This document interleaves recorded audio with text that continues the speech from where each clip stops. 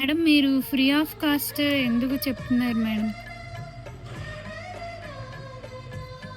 ఈ సృష్టిలో ప్రతి ఒక్కటి కమర్షియలైజ్ చేయకూడదు.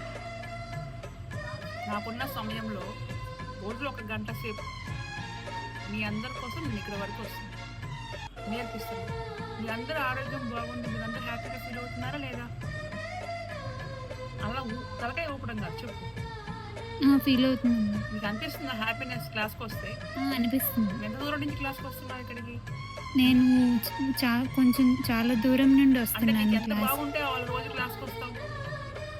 చాలా బాగుంది. ఆ తృప్తి మీకు ఉంది కదా, హ్యాపీనెస్ ఉంది కదా, అవి నాకు బ్లెస్సింగ్స్ అవుతాయి, బ్లెస్సింగ్స్ అవుతాయి.